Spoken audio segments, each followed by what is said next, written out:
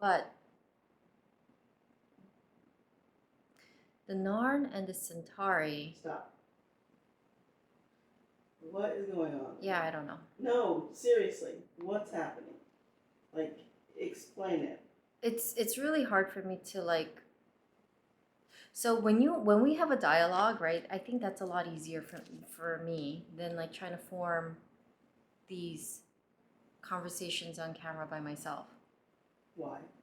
I do better with conversations than monologues. Okay.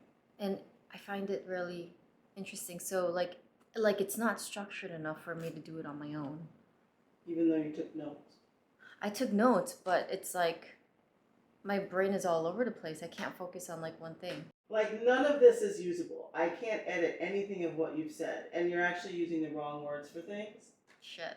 Yeah, so is this like a fatigue thing? Is this a... I think it's a structure thing. I Okay. can't structure it right now in my head. So you're better when we're talking about Yeah. it. So it's better for us to have a conversation? Yeah. If you ask me questions, I do better with that, I think. How am I supposed to just ask you questions? I don't know. Because like I'm talking about this, right? And you know how my brain goes. My brain goes from like the beginning to the end. Yeah. And it doesn't like just ask it doesn't just focus on one thing. And all I want to just say is that like the Narn has like, you know, watching this whole episode, I just kind of felt like the Narn is like so misunderstood. And I'm not saying that because like they're like what they are doing or the attack on Ragesh 3 wasn't like, you know, was irrational or anything like that. Or I'm not saying that. I'm saying that like no one seems to be validating what they went through at all. Like 100 years of oppression under the Centauri, and you have Londo being treated as if he's kind of like, I don't know, a clown in some ways. Even like Garibaldi sees him and he's like, oh, it's just Londo, you know? Like there's no respect. But then when it comes to like G'Kar, there's just hostility, and he gets it from everyone. He gets it from Londo, he gets it from the commander, and he even gets it from Delenn. But I think what comes to mind for me is just how much his people have lost because of this war, where their lands have been stripped, their children have been murdered, and so many people have died. But no one acknowledges that at all. G'Kar goes on to tell Commander Sinclair, in our position, you would do the same. In our two worlds, our two species are more alike than you think. And I thought that that was a very like ominous? It was a very telling comment, because I'm not really quite sure if Commander Sinclair ever took a moment to think about what G'Kar's position would be like, or what he may be feeling about the whole situation. Now, if you talk about like 100 years of oppression from a single colony, civilization, from a single civilization where they were oppressed, murdered, I wonder if anyone else would actually feel that way too. Delenn criticizes the Narn, especially G'Kar. She says, the start of a war over blood spilled so long ago, where does it end? She goes on to say that their actions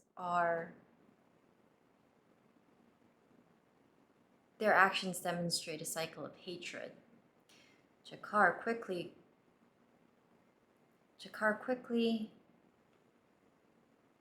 corrects her and says that it's a cycle of justice.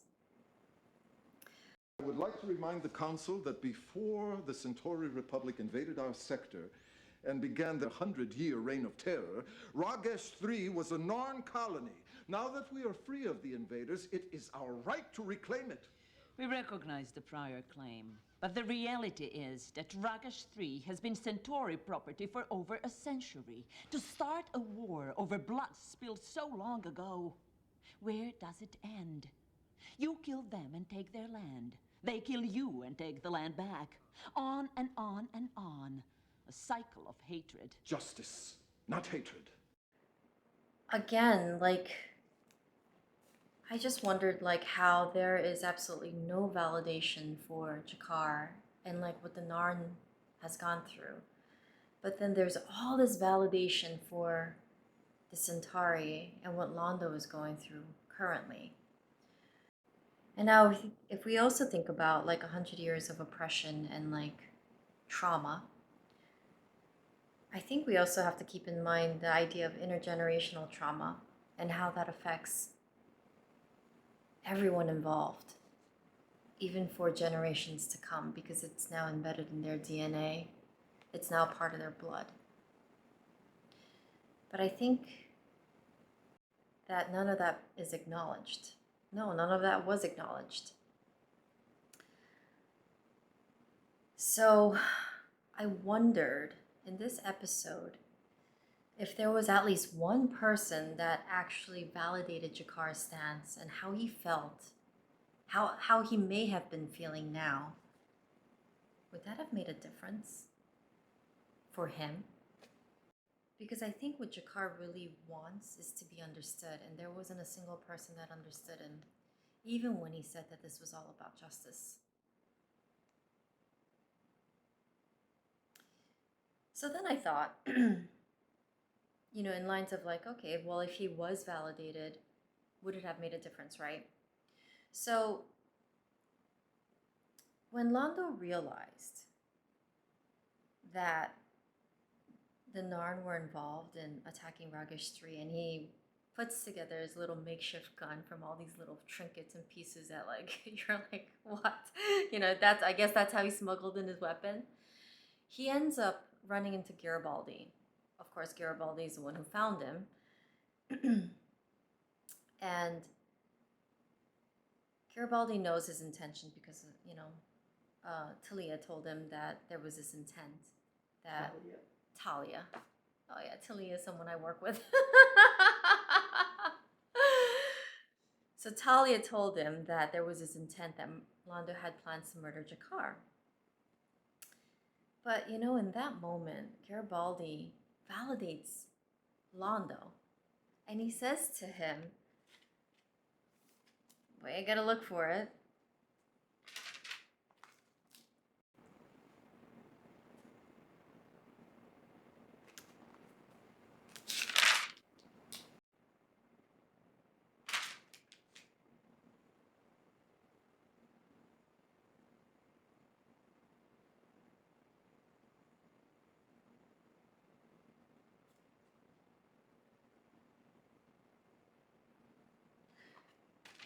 So Garibaldi says to him, I know it burns, Londo. I know the things it makes you want to do, but this isn't the way. Not now, not here. Do you know how I just thought that like when I heard that comment, it was so powerful. It was such a powerful validation for Londo that it was enough for him to put down his weapon and turn around. And then say that he was, you know, like that he would just be on schedule for his destiny 20 years from now. That validation alone was able to have him wait another 20 years before he murdered G'Kar. But I wonder what it would have been like for G'Kar to hear something like that from someone. G'Kar, I know it burns. That 100 years of oppression, what 100 years of oppression has done to your people. That it has really completely almost wiped out your whole race. And the Centauri have made you into slaves. But this isn't the way. And I think that's part of what bothered me about Delen's comment. She said, as she said, like, you would start a war over blood spilled so long ago. But now you're asking the victim to take the higher road and to take higher ground, but without even like throwing him a bone. How does one do that? How would one be able to take the higher road and be asked to take the higher ground when all this time they've been a victim of everything under the sun? So I wondered if G'Kar was like actually met with warmth and even empathy, with some validation, would he continue to have been so, I don't know what the word would be, like every time he made some sort of commentary about attacking the Centauri and taking back what's rightfully his, or the Narns, he has like this, is it a smug look? Or he has this sort of like nonchalance about it, as if it was what was deserved and that would really be justice. But he's just so casual about the whole thing. There's no empathy, there's no feeling of remorse. To him, it's just what's rightful, what's rightfully theirs. Are you suggesting that because he talks about justice and vengeance without an appropriate level of anger, somehow he's not taken seriously enough, or that it seems more malicious?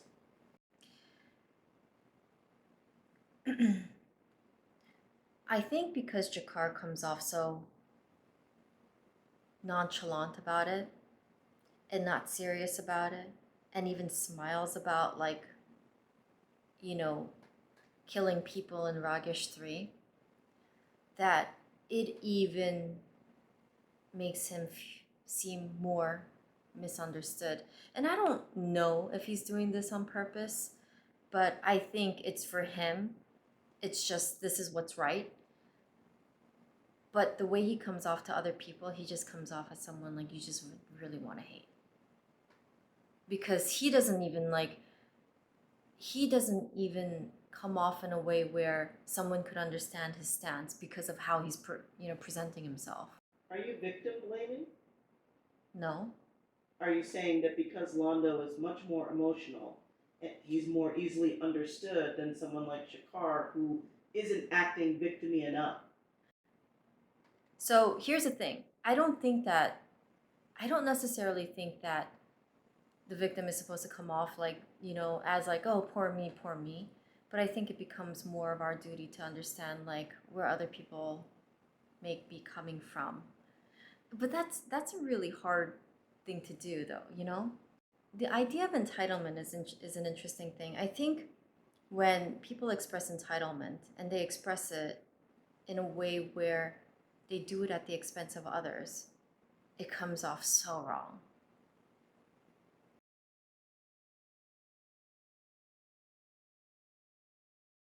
We don't know what the situation is. We just know that now they have a tremendous amount of power, money, firepower. And now they're coming back for what's owed them. That's a tremendous amount of fear and anger, which I also hear in Delen's comment. When does it end? Oh, it's not okay for them to fight back now? You want them to end it, right? A lot of people want African Americans to take that same road. Just be quiet about it. If you don't talk about it, it doesn't matter. Why do you keep bringing it up? Why do you keep bringing up this issue? Well, yes, because the problem actually still exists. But just because it happened in the past doesn't mean it's still not relevant now.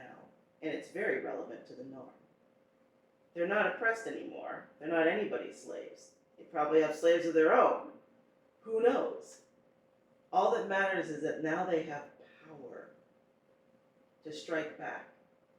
But everyone seems real mad about that. They're aggravated. Was anyone mad when the Centauri attacked the Narn? Do we even know? The show is trying to set you up to paint the Narn as the bad guys. Are they the bad guys? Killing innocent civilians, being smug about it. Are they the bad guys?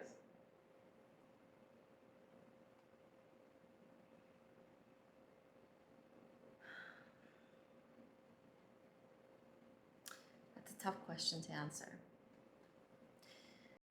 It's a very tough question for me to answer because are the Narn the bad guys? Is there fear and threat that comes with them become more powerful than they already are?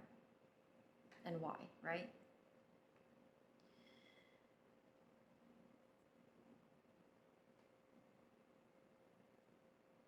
Based on what we know about the Narn so far and how G'Kar carries himself and how G'Kar justifies the actions of his people, everything between attacking an agricultural colony and killing their civilians to selling weapons to raiders so then they can go and, steal and kill others so then, they can benefit.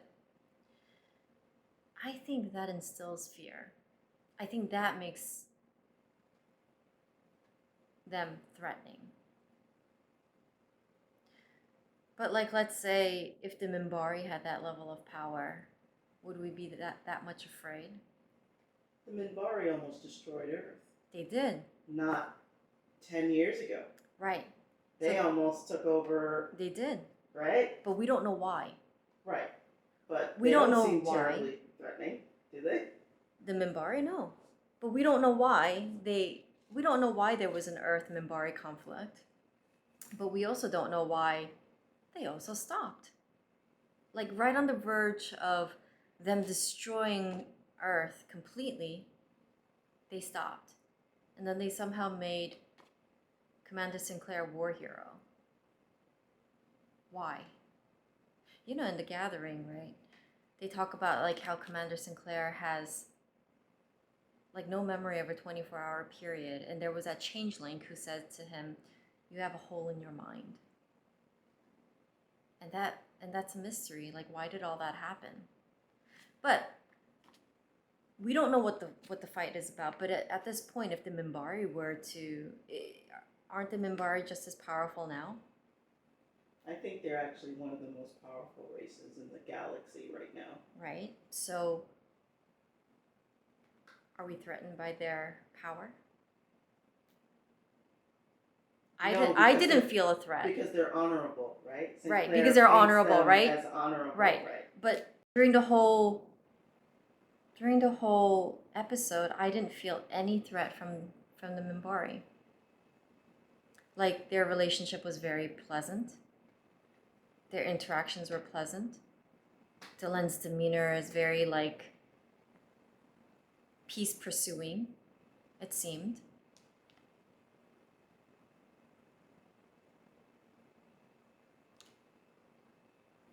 Don't know. And then you have the Centauri who's basically lost everything, it seemed, after all that.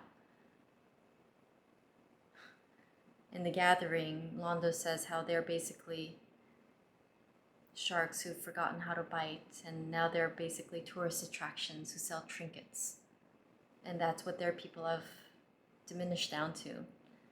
And what happened there? So then when you see Londo, right, people don't really even give him that kind of respect.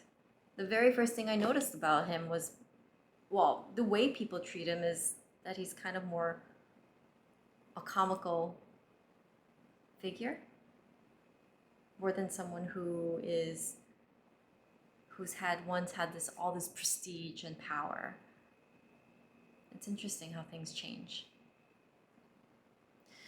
Going back to G'Kar and if the Narns became a powerful nation, is that a threat? Yeah, I feel it, and I think I feel it because you don't know what he'll do next. If he could so casually, in current times, right? Kill people, sell weapons, encourage other people's killing people. Encourage other people killing people. I think that makes it a little scary. Actually, that makes it a lot scary because it's where's the line? Where's the boundary? Where's that place where you try to pursue justice, but in a way that's not at the expense of others, right? But then at the same time, I couldn't say that his trauma wasn't real and what his people went through wasn't horrific.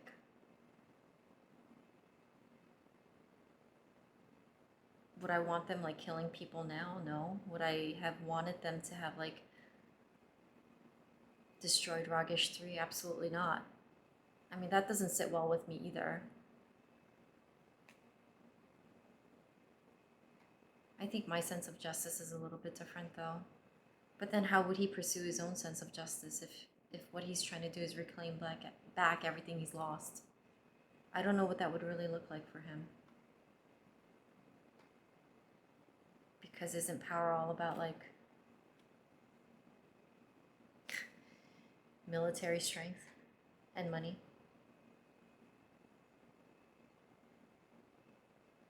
I'm not sure.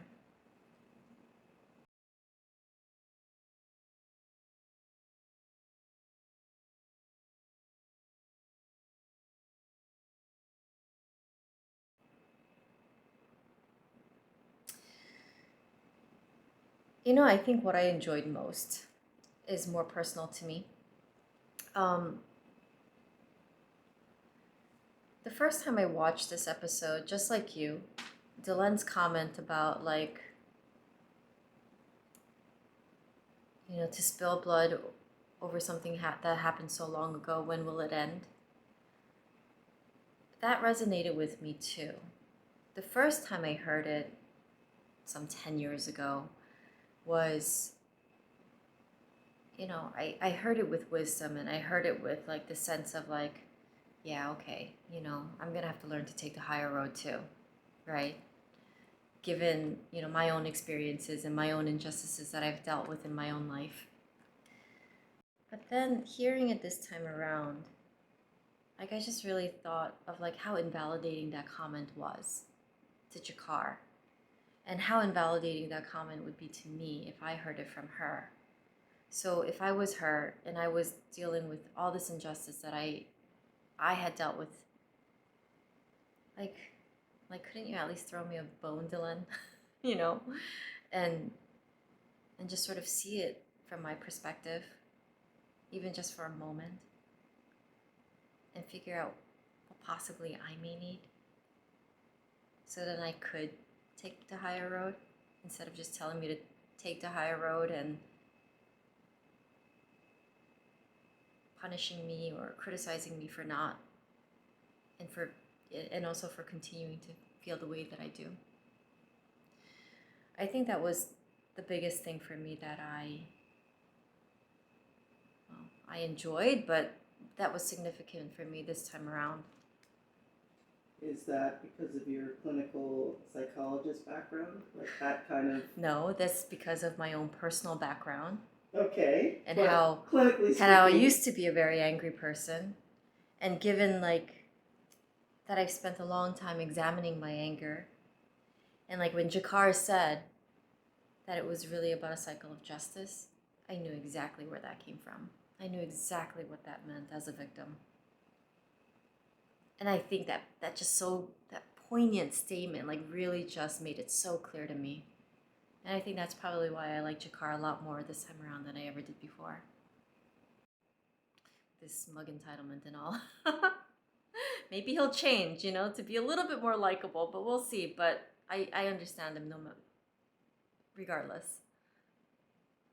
So 10 years ago, you maybe didn't see yourself as much of a victim. No, 10 years ago, everyone else was a problem, not me. I wasn't a victim. Everyone else was a problem, and they were creating problems for me. I can attest to that, yes. Well, what happened then? There are multiple perspectives. There are a lot of different perspectives, but I think at the heart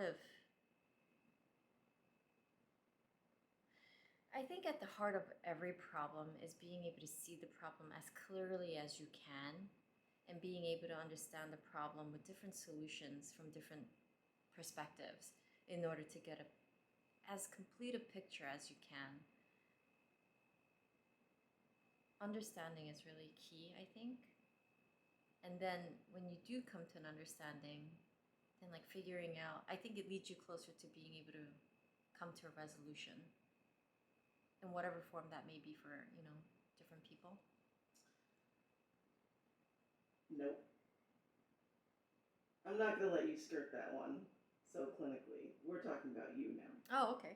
So what happened between now and 10 years ago? How did your perspective change about yourself and your own anger issues? Before you said you felt everyone else was the problem, but then you realized that that wasn't the case. For me to figure that out, right?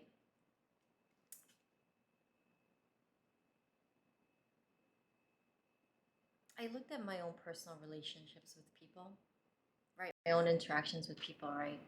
With you, my other friends, and my family. And what I ended up realizing was, you know, I was a common denominator.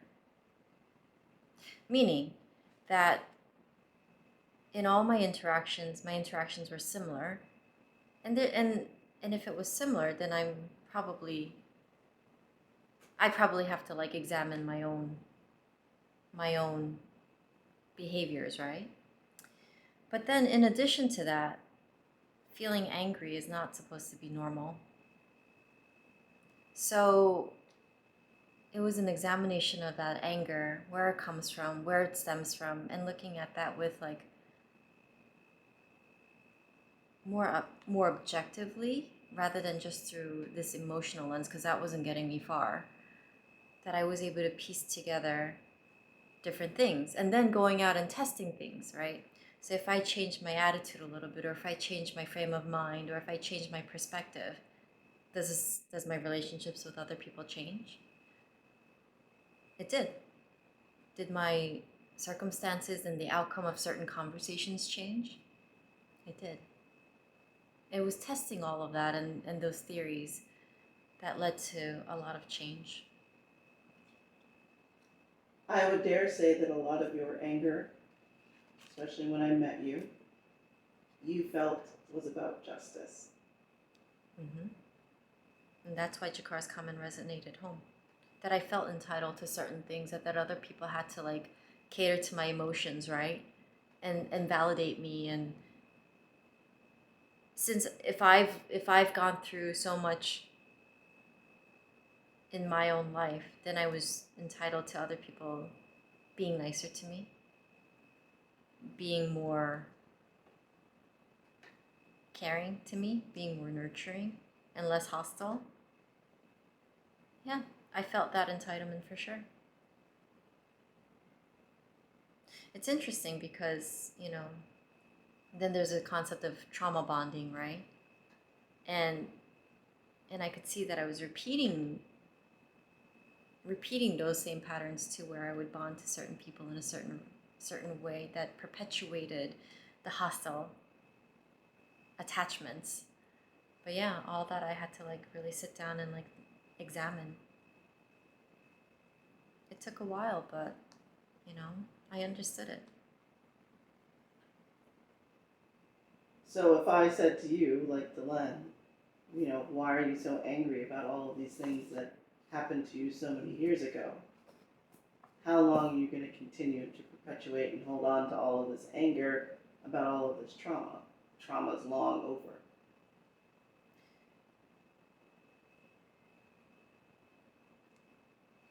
You know, my initial response to that is until someone understood me. But that's not really realistic. It's valid though. It's valid, but it's not realistic. So there will be a lot of people who will never understand you. There'll be so many people who don't really know who you are and what you've gone through. Even if you told them, they still wouldn't be able to grasp it, you know? But I think that asking for understanding from people is also a tall order. So Where do you go from there? Right? You blow up Ragesh 3. You blow up Ragesh 3. You turn into G'Kar. So I'm curious to see how far G'Kar will go, because no one's giving him a bone, and no one's giving him any validation and any understanding for what he and his people have gone through, right? So I'm curious to see how his story unfolds and how far he'll go.